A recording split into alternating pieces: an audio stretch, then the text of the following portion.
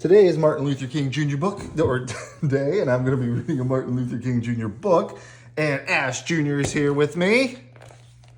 And you're not going to say anything, right? All right. This is by Doreen Rappaport, illustrated by Bryan Collier. I hope I read those right. I usually don't get names right.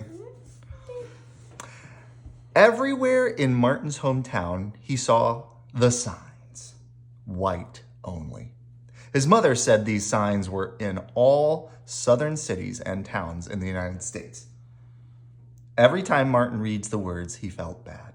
That's not true. We don't see any of those signs. Well, we don't see any of those signs, and why do you think that is?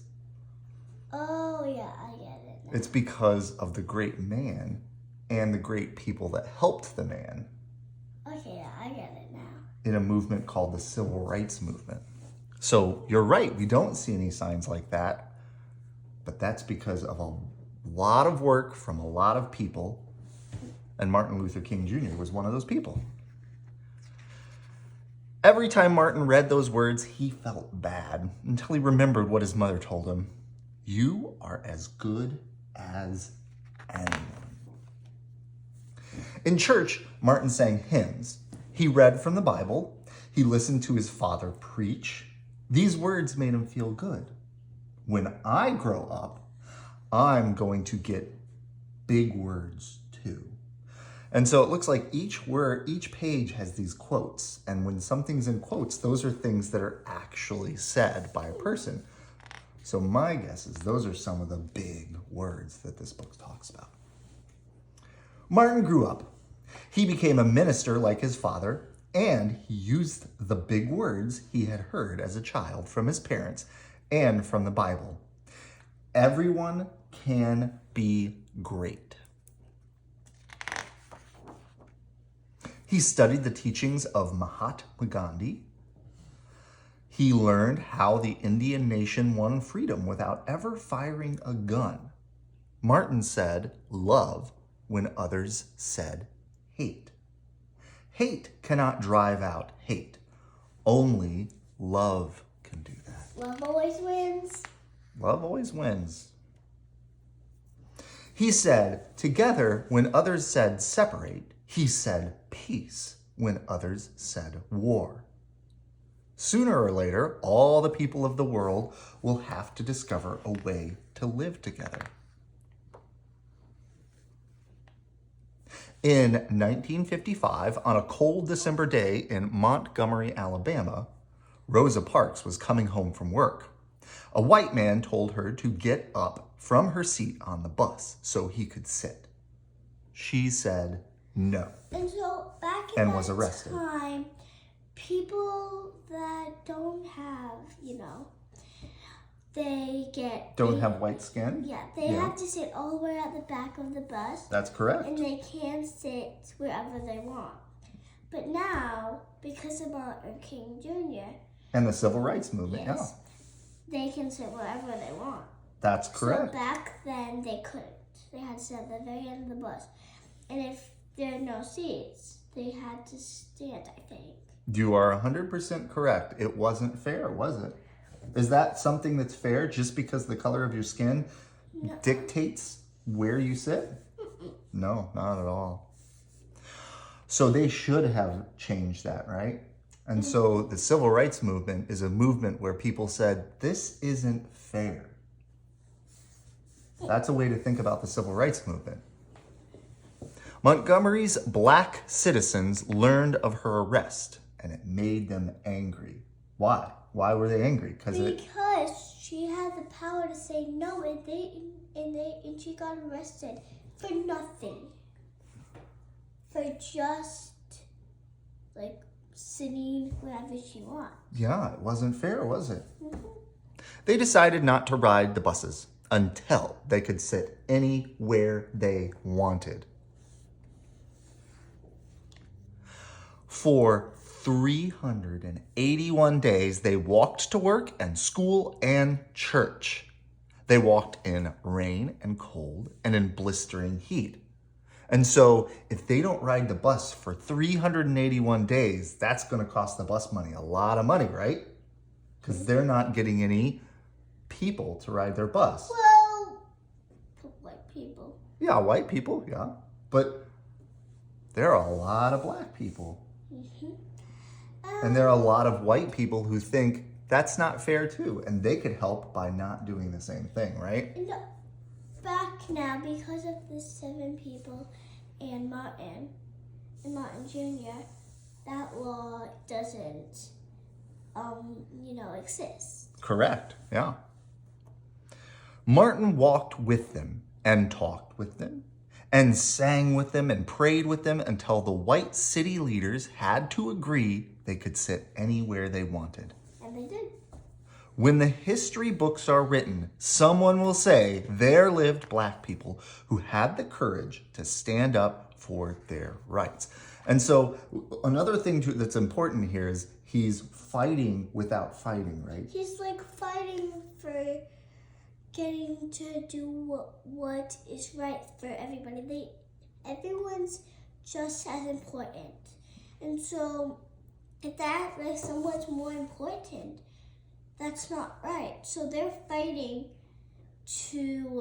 by not fighting. They're fighting for their rights. That's to right. be given the privilege to do What everybody else is doing, right? Yes, not just be able to sit one place, not just be able to not drink from the same water fountain. Yeah. And if something's not fair and they want to be treated the same way, that's called equal rights. And you are treated equally, right? If you don't treat someone how they want to be treated, people won't treat you how you want to be treated. That's possible, but you should always treat people how they want to be treated. And most of the time, what's going to happen is they're going to treat you the way you want to be treated. In the next 10 years, black Americans all over the South protested for equal rights. Martin walked with them and talked with them and sang with them and prayed with them. So he did it in more than one place, right? Which is why he's one of the great leaders. White ministers told them to stop. Mayors and governors and police chiefs and judges ordered them to stop. But they kept on marching because they weren't doing anything violent. They were just protesting for equal rights. And back then, the people that had the ministers, the judges, the police, they weren't that nice because people were just trying to get the same rights. That's right. I agree. Wait. For years, I have heard the word wait. We have waited for more than 340 years for our rights. They were jailed and beaten and murdered. So they were killed because of their desire to be treated equally. But they kept on marching. Some black Americans wanted to fight back with their fists. Martin convinced them not to. He reminded them of the power of love. Love is the key to the problems of the world. And that is right. Many white Southerners hated and feared Martin's words. A few threatened to kill him and his family.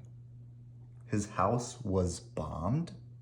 His brother's house was bombed, but he refused to stop.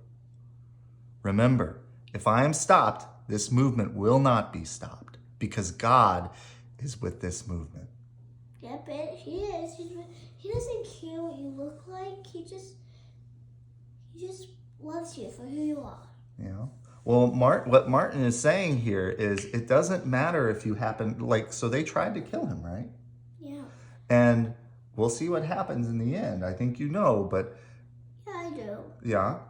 Well, maybe some people don't, but it's okay. It's okay. But he's saying even if somebody killed him, the movement will continue to happen because he's not the only part of the movement. Yeah. He's inspiring everyone.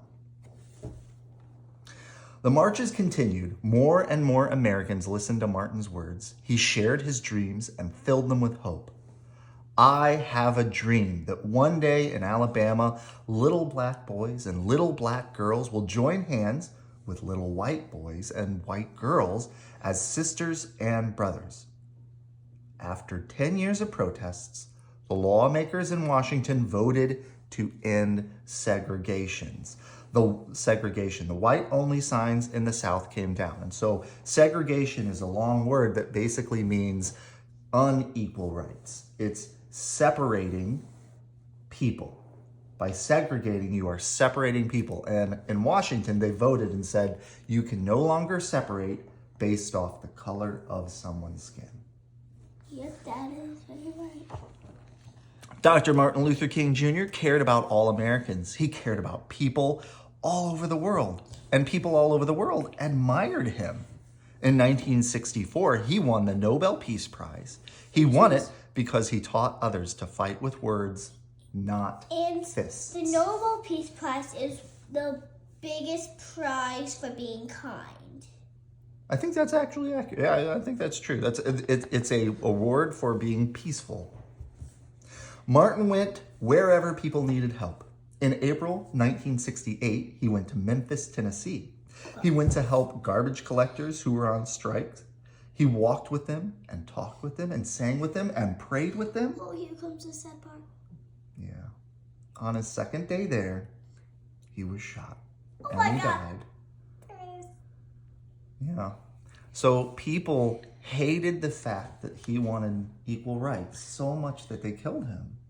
Yeah, and it was for no matter. Yeah. His big words are still alive with us today. So when he said, even if I die, people will continue fighting for equal rights. And this is what he meant. Yeah. And so they had to, so they were too strong. So the people said, okay, we'll give you the rights. The movement was strong, you're right. Freedom, peace, together, I have a dream and love. Martin was about love, freedom, peace, and equality, right? Yep.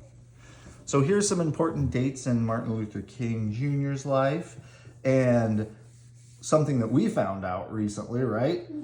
Was that in 1986 was the first time that we celebrated the holiday. I was born before they started celebrating the holiday. Yeah. And so that's why today we have a special day to celebrate him, because he was such a powerful and important leader in the activity of equality. Hey, thanks for reading that book with me today. Welcome. Good job. And have a good day. Still admire. Wait, what's his name? Martin Luther King Jr. Okay, yeah, I got it now. Good night. I love you.